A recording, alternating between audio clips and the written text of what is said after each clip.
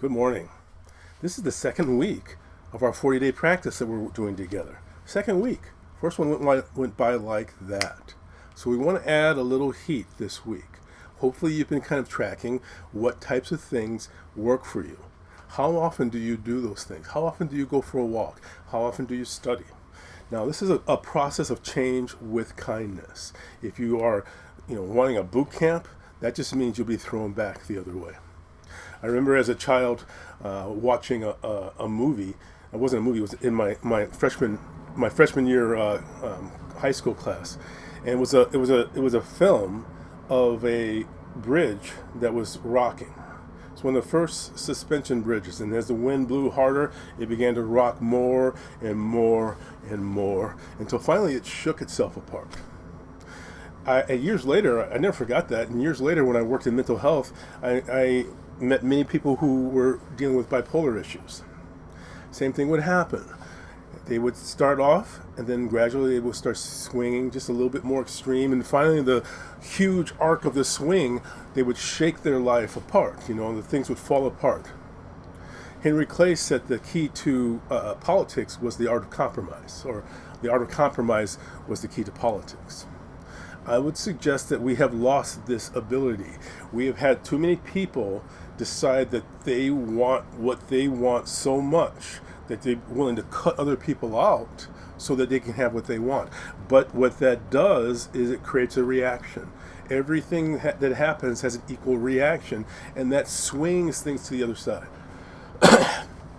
And then it swings back and forth. We cannot be entrenched in this way. We can't get rid of each other. We have to learn to live with each other. And as such, we have to understand that you and I are crucial. We are so very powerful, but only if we grasp that power. That power comes from your ability to shift, your ability to shift your emotional background. If you develop the strengths and the tools to change your relationship with your emotions, you'll find that the world is actually a much easier place to change than your own attitudes. That's because we both want it and don't want it at the same time. I'm going to ring the bell. Here we go. Listen carefully.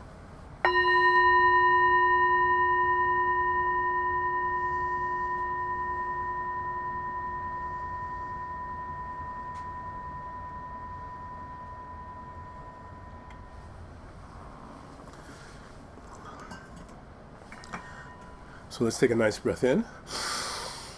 Big sigh. Let the breathing come back to normal and really command the space. Be present. If you are going to drive, you want to make sure you don't fall asleep while driving. If you see a teenager on the left who's falling asleep, and when I say falling asleep, what I'm saying is that she's texting while driving. This is a form of being asleep while driving. Another person over here, this person has fallen asleep because they have such strong feelings of dislike, maybe for you, that they are not even conscious of the road anymore. They're just blinded.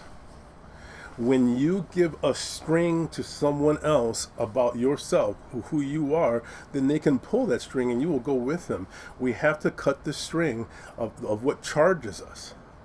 We have to want what we really want more than we want to be offended by the charge. Even if we are we can be legitimately offended. I'm not saying that you're wrong. I'm just saying it's not effective.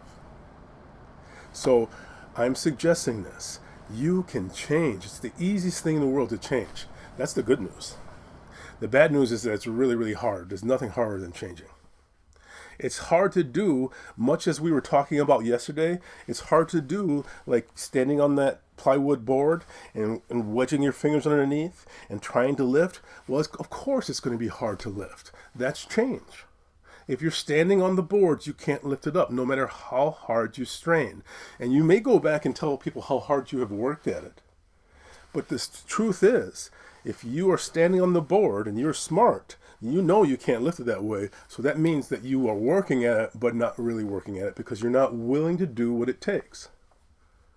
The panic attacks, I would say terror attacks, for years, I lived under what felt like the sovereignty of my terror.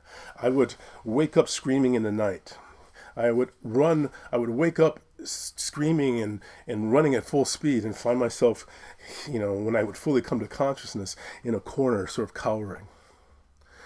I knew I couldn't live that way. And so I was willing to change. I always use the joke that if I was willing to change so much that if someone told me that I could take a frozen chicken and go outside during the full moon naked and wave it around at the stars and this will create my change, I would have been willing to do it. If you and I were neighbors, you'd have been telling your wife, he's at it again. Now, of course, that's a joke, but there's a truth in it. You have to be willing to change to that degree. You have to want to change. You have to want to change more than you don't want what's happening. That's not how to get anywhere. I don't want this. But you have to focus on where you do want to go. That shift is important, but you have to want the positive, the North Star, more than the shift. So it's so very important to actually be willing to do it. If you can't want to change fully, then want to change. I really want to develop the desire to change. But I can't. I got it. I really want to have the desire to change. Eventually you get to that point of truthfulness within yourself. Eventually you get to that point then that creates a resilience. You know that you're on your side. You know that you won't give up no matter what. You know it. That commitment, for instance, that many of us have with our children. And by the way, there's a lot of people out here who want their opinion more than they want their children. People who are willing to sacrifice their children to their opinion because they are working a practice. And this is the truth. If you really want to shift, you have to bring everything through your practice and out. Everything has to go through that litmus test. Is this kind? Is this compassionate? Do I feel joy in this? And am I connecting with positive indifference? That unconditional love for my life, no matter what road it goes down, I'm with it. I'm riding with you. Me riding with myself. You riding with yourself. This creates this resilience because we know we won't give up. And we're going to keep going towards it no matter what. And if you develop that, you've succeeded no matter what happens. That's why it's something to celebrate. I celebrate the opportunity to get together with you. Do you know how many people who are not doing anything like this right now? Nothing at all, just simply immersing themselves and steeping themselves in this toxicity? We have to make a difference, as above, so below. So, have the courage to realize that you're wanting what you don't want more than what you do want. This honesty makes everything completely different and creates a transformation. So today, this mission, should you choose to accept it, is be present. Don't allow yourself to find the charge. Notice flow. Flow, that synchronicity. Notice when something happens both at the same time. When you say a word and all of a sudden you see a bus going by that has that word on it. Notice flow. When you notice flow, that means that you are taken out of the midst of the drama and become an audience member. People who, if you're really in the drama, you don't notice flow, even though it's happening all the time. Notice flow. Notice that sense of when you're being led. This will begin the process of activating your intention and your intuition. Notice the flow. Now I have one more thing I want to show you here today. I feel like it's important to develop tools to do what we're doing.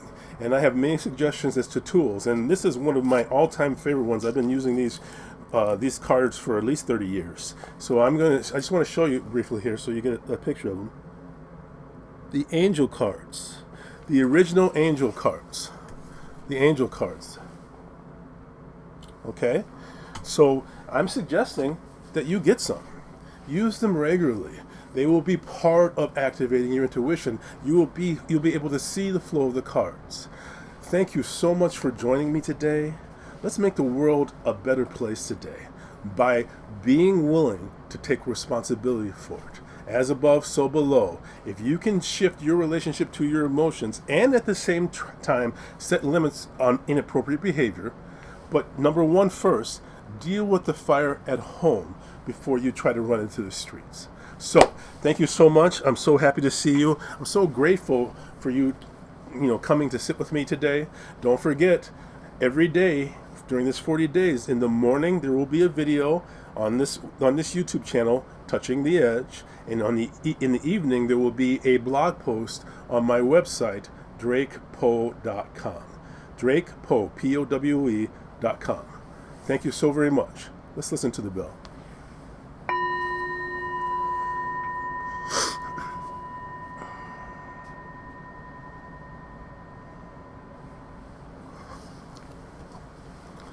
Light and darkness, there's no battle between the two.